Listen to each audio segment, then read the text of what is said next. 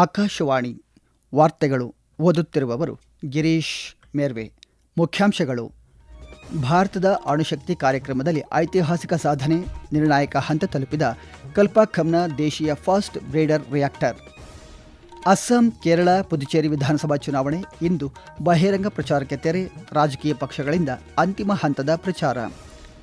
ಮುಖ್ಯ ಚುನಾವಣಾ ಆಯುಕ್ತರ ಪದಚ್ಯುತಿ ನೋಟಿಸ್ ತಿರಸ್ಕರಿಸಿದ ರಾಜ್ಯ ಸಭಾಪತಿ ಹಾಗೂ ಲೋಕಸಭಾಧ್ಯಕ್ಷರು. ಐಎಸ್ಎಸ್ಎಫ್ ರೈಫಲ್ ಮತ್ತು ಪಿಸ್ತೂಲ್ ವಿಶ್ವಕಪ್ ಸ್ಪೇನ್ನ ಗ್ರನಡಾದಲ್ಲಿಂದು ಆರಂಭ. ವಾರ್ತೆಗಳ ವಿವರ. ಭಾರತದ ಪರಮಾಣು ಇಂಧನ ಇತಿಹಾಸದಲ್ಲಿ ಇಂದು ಅತ್ಯಂತ ಮಹತ್ವದ ಮೈಲುಗಲ್ಲು ಸ್ಥಾಪನೆಯಾಗಿದೆ. ತಮಿಳುನಾಡಿನ ಕಲ್ಪಾಖಂನಲ್ಲಿ ಸಂಪೂರ್ಣವಾಗಿ ದೇಶೀಯ ತಂತ್ರಜ್ಞಾನದಿಂದ ವಿನ್ಯಾಸಗೊಳಿಸಿ ನಿರ್ಮಿಸಲಾದ 500 ಮೆಗಾವ್ಯಾಟ್ ಸಾಮರ್ಥ್ಯದ ಪ್ರೋಟೋಟೈಪ್ ಫಾಸ್ಟ್ ಬ್ರೀಡರ್ ರಿಯಾಕ್ಟರ್ ಯಶಸ್ವಿಯಾಗಿ ನಿರ್ಣಾಯಕ ಹಂತ ತಲುಪಿದೆ. ಪರಮಾಣು ರಿಯಾಕ್ಟರ್ ಒಂದು ತನ್ನದೇ ಆದ ಶಕ್ತಿಯಿಂದ ಕಾರ್ಯನಿರ್ವಹಿಸಲು ಆರಂಭಿಸುವ ಹಂತವನ್ನು ನಿರ್ಣಾಯಕ ಸ್ಥಿತಿ ತಲುಪುವುದು ಎನ್ನಲಾಗುತ್ತದೆ. ಭಾರತೀಯ ನಭಿಕೀಯ ವಿದ್ಯುತ್ ನಿಗಮ ನಿಯಮಿತ ಈ ಯೋಜನೆಯ ಉಸ್ತುವಾರಿ ವಹಿಸಿದ್ದು, ಇದು ಭಾರತದ ದೀರ್ಘಕಾಲೀನ ಪರಮಾಣು ಕಾರ್ಯತಂತ್ರದ ಅತ್ಯಗತ್ಯ ಭಾಗವಾಗಿದೆ. ಈ ರಿಯಾಕ್ಟರ್ ಪೂರ್ಣ ಪ್ರಮಾಣದಲ್ಲಿ ಕಾರ್ಯಾಚರಣೆ ಆರಂಭಿಸಿದರೆ ರಷ್ಯಾ ನಂತರ ವಾಣಿಜ್ಯ ಬಳಕೆಯ ಫಾಸ್ಟ್ ಬ್ರೀಡರ್ ರಿಯಾಕ್ಟರ್ ಹೊಂದಿರುವ ವಿಶ್ವದ 2ನೇ ದೇಶ ಎಂಬ ಹೆಗ್ಗಳಿಕೆಗೆ ಭಾರತ ಪಾತ್ರವಾಗಲಿದೆ. ಈ ಸಾಧನೆಯನ್ನು ಶ್ಲಾಘಿಸಿರುವ ಪ್ರಧಾನಿ ನರೇಂದ್ರ ಮೋದಿ, ಭಾರತವು ತನ್ನ ನಾಗರಿಕ ಪರಮಾಣು ಪಯಣದಲ್ಲಿ ನಿರ್ಣಾಯಕ ಹೆಜ್ಜೆಯನ್ನಿಟ್ಟಿದೆ. ಇದು ದೇಶದ 3 ಹಂತದ ಪರಮಾಣು ಕಾರ್ಯಕ್ರಮದ 2ನೇ ಹಂತವನ್ನು ಬಲಪಡಿಸಲಿದೆ ಎಂದು ಸಾಮಾಜಿಕ ಜಾಲತಾಣದಲ್ಲಿ ಹರ್ಷ ವ್ಯಕ್ತಪಡಿಸಿದ್ದಾರೆ. ಭಾರತೀಯ ಸೇನೆಯು ಮಾನವರಹಿತ ವೈಮಾನಿಕ ವ್ಯವಸ್ಥೆ ಮತ್ತು ಲೋಯಿಟರಿಂಗ್ ಮ್ಯುನಿಷನ್ಸ್ಗಾಗಿ ಸಮಗ್ರ ತಂತ್ರಜ್ಞಾನ ಮಾರ್ಗಸೂಚಿಯನ್ನು ನವದೆಹಲಿಯಲ್ಲಿ ಬಿಡುಗಡೆ ಮಾಡಿದೆ.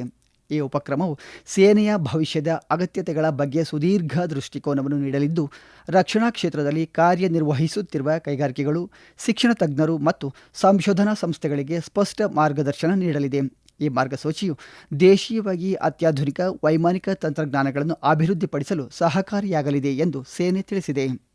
ಅಸ್ಸಾಂ, ಕೇರಳ ಮತ್ತು ಕೇಂದ್ರಾಡಳಿತ ಪ್ರದೇಶವಾದ ಪುದುಚೇರಿಯ ವಿಧಾನಸಭಾ ಚುನಾವಣೆಯ ಬಹಿರಂಗ ಪ್ರಚಾರವು ಇಂದು ಸಂಜೆ ಕೊನೆಗೊಳ್ಳಲಿದೆ. ಈ ಹಿನ್ನೆಲೆಯಲ್ಲಿ ವಿವಿಧ ರಾಜಕೀಯ ಪಕ್ಷಗಳ ನಾಯಕರು ಮತದಾರರನ್ನು ಸೆಳೆಯಲು ಕೊನೆಯ ಕ್ಷಣದ ಬಿರುಸಿನ ಪ್ರಚಾರದಲ್ಲಿ ತೊಡಗಿದ್ದಾರೆ. ಅಸ್ಸಾಂನ 126, ಕೇರಳದ 140 ಮತ್ತು ಪುದುಚೇರಿಯ 30 ಸ್ಥಾನಗಳಿಗೆ ಇದೇ 9ರಂದು ಒಂದೇ ಹಂತದಲ್ಲಿ ಮತದಾನ ನಡೆಯಲಿದೆ. ಪ್ರಧಾನಿ ನರೇಂದ್ರ ಮೋದಿ ಅವರು ನಿನ್ನೆ ಅಸ್ಸಾಂನ ಬಾರ್ಪೇಟಾ, ಹೊಜಾಯ್ ಮತ್ತು ದಿಬ್ರುಗಢಗಳಲ್ಲಿ ಬೃಹತ್ ರ್ಯಾಲಿಗಳನ್ನು ನಡೆಸಿ ಅಸ್ಸಾಂನಲ್ಲಿ ಬಿಜೆಪಿ ಸತತ 3ನೇ ಬಾರಿಗೆ ಅಧಿಕಾರಕ್ಕೆ ಬರಲಿದೆ ಎಂದು ವಿಶ್ವಾಸ ವ್ಯಕ್ತಪಡಿಸಿದ್ದಾರೆ. ಮತ್ತೊಂದೆಡೆ ಕಾಂಗ್ರೆಸ್ ನಾಯಕಿ ಕುಮಾರಿ ಸೆಲ್ಜಾ ಗುವಾಹಟಿಯಲ್ಲಿ ಸುದ್ದಿಗೋಷ್ಠಿ ನಡೆಸಿ ತಮ್ಮ ಪಕ್ಷವು ಎಲ್ಲರಿಗೂ ಸಮಾನ ಹಕ್ಕು ಮತ್ತು ನ್ಯಾಯ ಒದಗಿಸಲು ಬದ್ಧವಾಗಿದೆ ಎಂದು ತಿಳಿಸಿದ್ದಾರೆ. ಕೇರಳ ಮತ್ತು ಪುದುಚೇರಿಯಲ್ಲಿಯೂ ರೋಡ್ ಶೋ ಮತ್ತು ಬಹಿರಂಗ ಸಭೆಗಳ ಮೂಲಕ ಬಿರುಸಿನ ಪ್ರಚಾರ ನಡೆದಿದೆ. ತಮಿಳುನಾಡಿನ ಎಲ್ಲ 234 ಸ್ಥಾನಗಳಿಗೆ ಮತ್ತು ಪಶ್ಚಿಮ ಬಂಗಾಳದ ಮೊದಲ ಹಂತದ 152 ಕ್ಷೇತ್ರಗಳಿಗೆ ಈ ತಿಂಗಳ 23ರಂದು ಮತದಾನ ನಡೆಯಲಿದೆ. ನಾಮಪತ್ರ ಹಿಂತೆಗೆದುಕೊಳ್ಳಲು ಇದೇ 9 ಕೊನೆಯ ದಿನವಾಗಿದ್ದು, ಇಂದು ನಾಮಪತ್ರಗಳ ಪರಿಶೀಲನೆ ನಡೆಯಲಿದೆ. ಎಲ್ಲ ರಾಜ್ಯಗಳ ಚುನಾವಣಾ ಫಲಿತಾಂಶವು ಮೇ 4ರಂದು ಪ್ರಕಟವಾಗಲಿದೆ.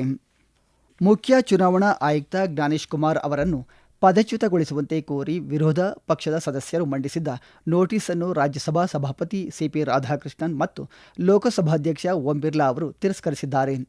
ವಿರೋಧ ಪಕ್ಷಗಳು ಚುನಾವಣಾ ಆಯುಕ್ತರ ವಿರುದ್ಧ ಪಕ್ಷಪಾತದ ಧೋರಣೆಯ ಆರೋಪ ಹೊರಿಸಿ ಮೊದಲ ಬಾರಿಗೆ 2 ಸದನಗಳಲ್ಲಿ ಈ ನೋಟಿಸ್ ನೀಡಿದ್ದವು.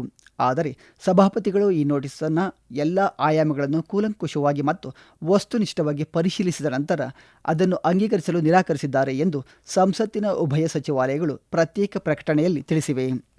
ರಾಷ್ಟ್ರಪತಿ ಆಂಧ್ರಪ್ರದೇಶ ಪುನರ್ವಿಂಗಡಣೆ ಕಾಯ್ದೆ 2026ಕ್ಕೆ ನಿನ್ನೆ ತಮ್ಮ ಒಪ್ಪಿಗೆ ನೀಡಿದ್ದಾರೆ ಎಂದು ಕಾನೂನು ಸಚಿವಾಲಯದ ಅಧಿಸೂಚನೆ ತಿಳಿಸಿದೆ. ಹಾಗೂ ಅಮರಾವತಿಯನ್ನು ಆಂಧ್ರಪ್ರದೇಶದ ಏಕೈಕ ಮತ್ತು ಶಾಶ್ವತ ರಾಜಧಾನಿಯಾಗಿ ಅಧಿಕೃತವಾಗಿ ಘೋಷಿಸಿದ್ದಾರೆ. ಈ ಹೊಸ ಕಾನೂನು ಅಮರಾವತಿಗೆ ಆಂಧ್ರಪ್ರದೇಶದ ರಾಜಧಾನಿಯಾಗಿ ಶಾಸನಬದ್ಧ ಸ್ಥಾನಮಾನವನ್ನು ನೀಡುತ್ತದೆ. ಕಳೆದ ವಾರ ಬಜೆಟ್ನ ಅಧಿವೇಶನದಲ್ಲಿ ಲೋಕಸಭೆ ಮತ್ತು ರಾಜ್ಯಸಭೆಗಳು ಆಂಧ್ರಪ್ರದೇಶ ಪುನರ್ವಿಂಗಡಣೆ ಮಸೂದೆ 2026 ಅಂಗೀಕರಿಸಿದ್ದವು.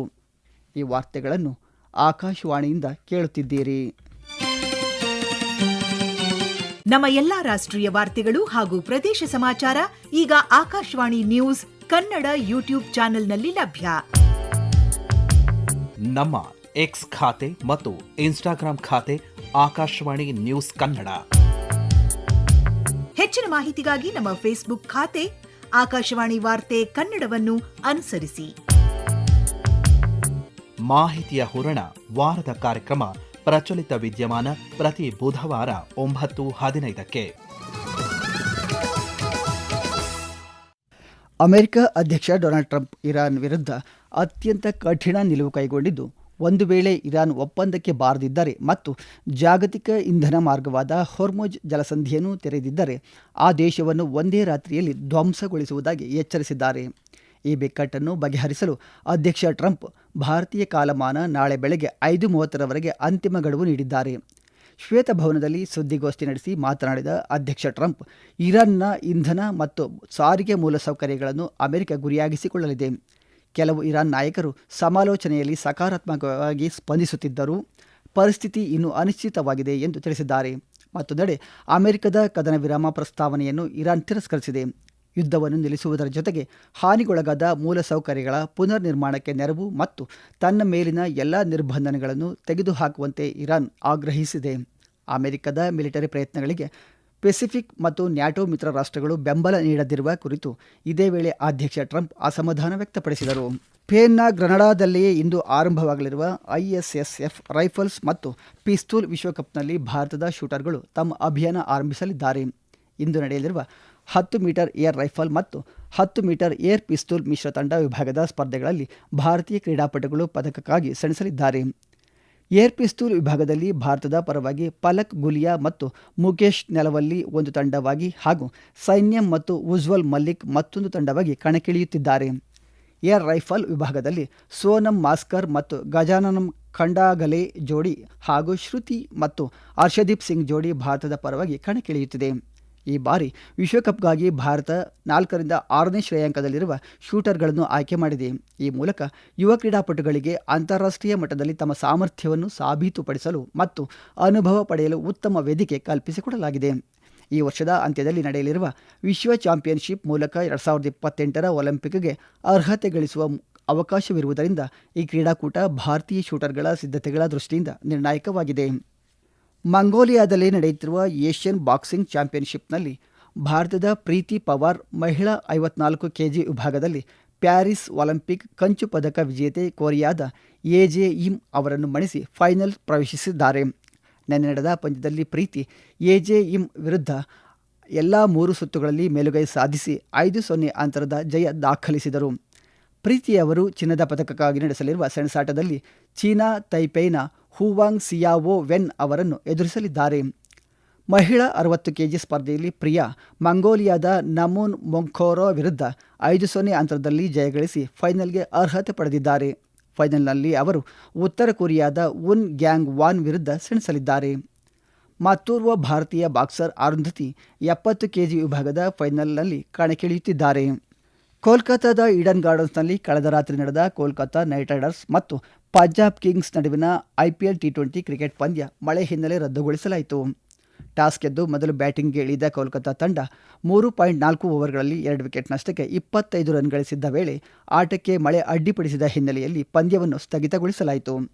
ಸುಮಾರು 3 ಗಂಟೆಗಳ ಕಾಲ ಕಾಯುವಿಕೆಯ ನಂತರವೂ ಮಳೆ ನಿಲ್ಲದ ಪರಿಣಾಮ ಪಂದ್ಯವನ್ನು ರದ್ದುಗೊಳಿಸಲಾಯಿತು. ಗುವಾಹಟಿಯ ಬರ್ಸಾಪುರ ಕ್ರೀಡಾಂಗಣದಲ್ಲಿ ಇಂದು ನಡೆಯಲಿರುವ ಪಂದ್ಯದಲ್ಲಿ ರಾಜಸ್ಥಾನ ರಾಯಲ್ಸ್ ಹಾಗೂ ಮುಂಬೈ ಇಂಡಿಯನ್ಸ್ ತಂಡಗಳು ಮುಖಾಮುಖಿಯಾಗಲಿವೆ. ಈ ಪಂದ್ಯ ರಾತ್ರಿ 7:30ಕ್ಕೆ ಆರಂಭವಾಗಲಿದೆ. ಪ್ರಸ್ತುತ ಆಡಿರುವ 2 ಪಂದ್ಯಗಳಲ್ಲೂ ಜಯ ಸಾಧಿಸಿ ರಾಜಸ್ಥಾನ ತಂಡ ಅಂಕಪಟ್ಟಿಯಲ್ಲಿ 3ನೇ ಸ್ಥಾನದಲ್ಲಿದ್ದರೆ, ಆಡಿರುವ 2 ಪಂದ್ಯಗಳಲ್ಲಿ 1 ಗೆದ್ದು 1 ಸೋತಿರುವ ಮುಂಬೈ ತಂಡ ಅಂಕಪಟ್ಟಿಯಲ್ಲಿ 6ನೇ ಸ್ಥಾನದಲ್ಲಿದೆ. ಕೊನೆಯಲ್ಲಿ ಮತ್ತೊಮ್ಮೆ ಮುಖ್ಯಾಂಶಗಳು. ಭಾರತ ಅಣುಶಕ್ತಿ ಕಾರ್ಯಕ್ರಮದಲ್ಲಿ ಐತಿಹಾಸಿಕ ಸಾಧನೆ, ನಿರ್ಣಾಯಕ ಹಂತ ತಲುಪಿದ ಕಲ್ಪಕಂನ ದೇಶೀಯ fast breeder reactor.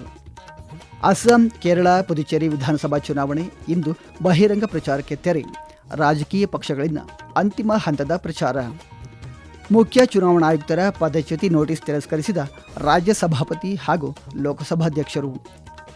ISSF rifle ಮತ್ತು ಪಿಸ್ತೂಲ್ ವಿಶ್ವಕಪ್ ಸ್ಪೇನ್ನ ಗ್ರನಡಾದಲ್ಲಿಂದು ಆರಂಭ. ಇಲ್ಲಿಗೆ ವಾರ್ತಾ ಪ್ರಸಾರ ಮುಕ್ತಾಯವಾಯಿತು. ನಮ್ಮ ಮುಂದಿನ ವಾರ್ತಾ ಪ್ರಸಾರ ಈ ಮಧ್ಯಾಹ್ನ 12 ಗಂಟೆಗೆ.